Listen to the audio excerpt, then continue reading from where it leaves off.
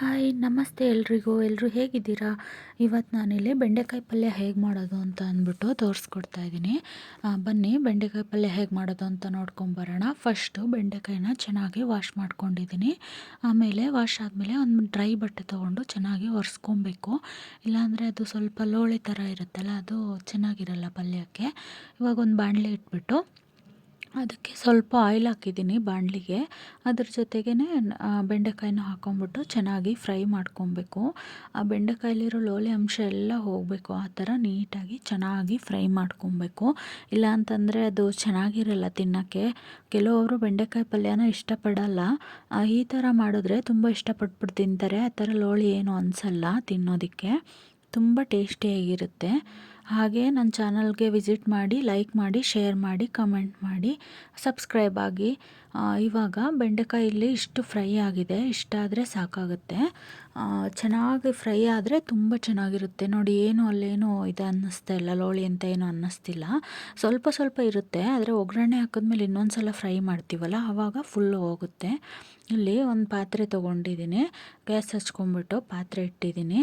ಇದಕ್ಕಿವಾಗ ಒಂದು ಎರಡೂವರೆ ಸ್ಪೂನ್ ಆಗುವಷ್ಟು ಎಣ್ಣೆನ ಹಾಕ್ಕೊಂಡಿದ್ದೀನಿ. ಮಾಮೂಲಿ ಅಡುಗೆ ಎಣ್ಣೆನ ಒಂದು ಎರಡೂವರೆ ಚಮಚದಷ್ಟು ಹಾಕ್ಕೊಂಡು, ಇವಾಗ ಸಾಸಿವೆ ಮತ್ತು ಜೀರಿಗೆ ಮತ್ತು ಕಡಲೆಬೇಳೆ ಅದಷ್ಟನ್ನು ಹಾಕಬೇಕು. ಎಣ್ಣೆ ಬಿಸಿಯಾಗಾದಮೇಲೆ ಅಷ್ಟನ್ನು ಹಾಕ್ಬಿಟ್ಟು ಚೆನ್ನಾಗಿ ಫ್ರೈ ಮಾಡ್ಕೊಬೇಕು.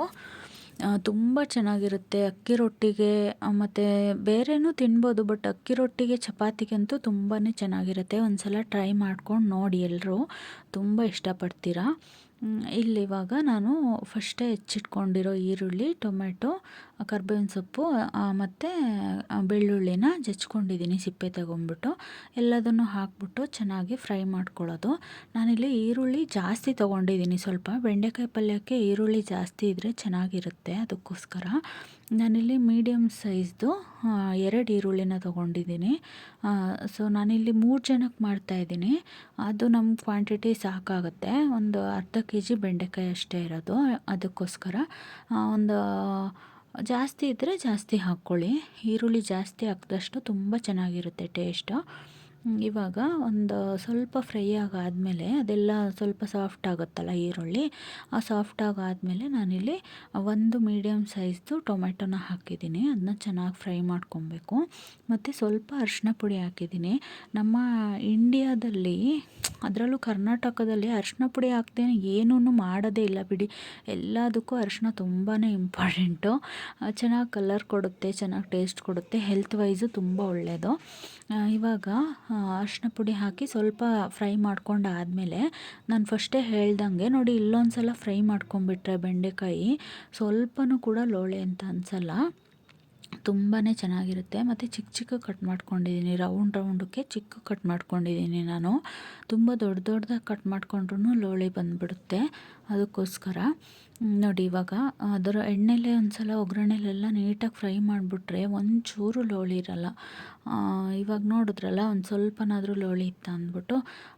ಇವಾಗ ಒಂದೂವರೆ ಚಮಚದಷ್ಟು ಖಾರ ಪುಡಿ ಹಾಕಿದ್ದೀನಿ, ಮನೆಯಲ್ಲೇ ಮಾಡಿರುವಂಥದ್ದು. ಮತ್ತು ಇಲ್ಲಿ ಒಂದು ಎರಡೂವರೆ ಸ್ಪೂನಷ್ಟು ಧನಿಯಾ ಪುಡಿ ಹಾಕಿದ್ದೀನಿ. ಅದೇ ಕಾಳೆಲ್ಲ ಹಾಕ್ಬಿಟ್ಟು ಮಾಡಿರುವಂಥದ್ದು, ಮನೆಯಲ್ಲೇ ಮಾಡ್ಕೊಂಡಿರೋದು.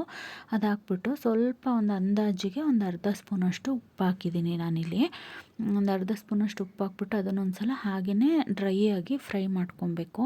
ನೀರು ಆ ಥರದ್ದು ಹಾಕೋಕ್ಕಿಂತ ಮೊದಲೇ ಒಂದು ಸಲ ಫ್ರೈ ಮಾಡ್ಕೊಂಬಿಟ್ಟು ಆಮೇಲೆ ನೀರು ಹಾಕಿದ್ರೆ ಚೆನ್ನಾಗಿರುತ್ತೆ. ಮತ್ತು ಲೋಳೆ ಬಿಟ್ಕೊಳ್ಳಲ್ಲ ಅದು. ಅದಕ್ಕೋಸ್ಕರ ನೀವು ಡ್ರೈ ಪಲ್ಯ ಮಾಡ್ತೀನಿ ಅಂತಂದರೆ ಇದಕ್ಕೇ ಹಿಂಗೇ ಫ್ರೈ ಮಾಡ್ಕೊಂಡು ಸ್ವಲ್ಪ ಕಾಯಿ ತುರಿ ಹಾಕ್ಕೊಂಬಿಟ್ರೆ ಡ್ರೈ ಪಲ್ಯ ಆಗುತ್ತೆ, ಅದೂ ಚೆನ್ನಾಗಿರುತ್ತೆ. ನಾನಿಲ್ಲಿ ರೊಟ್ಟಿಗೆ ಮಾಡ್ತಾ ಇರೋದ್ರಿಂದ, ಅಕ್ಕಿ ರೊಟ್ಟಿಗೆ ಮಾಡ್ತಾ ಇರೋದ್ರಿಂದ ಸ್ವಲ್ಪ ನೀರು ಥರ ಮಾಡ್ಕೊಂಡಿದ್ದೀನಿ. ನೀರು ಪಲ್ಯನ ಸ್ವಲ್ಪ ನೀರನ್ನ ನೋಡ್ಕೊಂಬಿಟ್ಟು ನಿಮಗೆ ಯಾವ ಅಳತೆಯಲ್ಲಿ ಬೇಕು ಆ ಥರ ನಿಮ್ಗೆ ಇಷ್ಟ ಆಗೋ ಥರ ನೀವು ನೀರನ್ನ ಹಾಕ್ಕೊಬೋದು. ಇಲ್ಲಿ ನೋಡಿ, ಇವಾಗ ಕುದಿ ಬಂತು. ಚೆನ್ನಾಗಿ ಕುದಿ ಬಂದಮೇಲೆ ಆಗೋಯ್ತು. ಮೊದಲೇ ಹುರ್ಕೊಂಡಿರ್ತೀವಲ್ಲ, ಜಾಸ್ತಿ ಬೇಯಿಸೋವಂಥ ನೆಸೆಸಿಟಿ ಏನಿರಲ್ಲ, ಬೇಗ ಆಗೋಗ್ಬಿಡುತ್ತೆ. ಒಂದು 5-10 ನಿಮಿಷ ಬೆಂದರೆ ಸಾಕು. ಕುದಿ ಬಂದರೆ, ಆ ನೀರು ಹಾಕಿರೋದು ಕುದಿ ಬಂದುಬಿಟ್ರೆ ಸಾಕು, ಬೆಂದು ಹೋಗ್ಬಿಡುತ್ತೆ. ಇವಾಗ ನೋಡಿ ಎಷ್ಟು ಗಟ್ಟಿಯಾಗಿದೆ ಅಂದ್ಬಿಟ್ಟು, ಬೆಂದು ನೀರೆಲ್ಲ ಹೀರ್ಕೊಂಡು ಇಷ್ಟು ಗಟ್ಟಿಯಾಗಿದೆ. ಲಾಸ್ಟಲ್ಲಿ ಸ್ವಲ್ಪ ಕೊತ್ತಂಬರಿ ಕೊತ್ತಂಬರಿ ಸೊಪ್ಪು ಹಾಕ್ಬಿಟ್ಟು ಸ್ಟವ್ನ ಆಫ್ ಮಾಡಿಬಿಟ್ರೆ ರೆಡಿನೇ ಆಗೋಗ್ಬಿಡುತ್ತೆ ಪಲ್ಯ. ಅಕ್ಕಿ ರೊಟ್ಟಿ ಜೊತೆಗಂತೂ ತುಂಬಾ ಚೆನ್ನಾಗಿರುತ್ತೆ ಮತ್ತು ಹೆಲ್ತ್ಗೂ ತುಂಬ ಒಳ್ಳೆಯದು. ಈ ಥರ ಒಂದು ಸಲ ಟ್ರೈ ಮಾಡಿಬಿಟ್ಟು ನೋಡಿ. Thank you.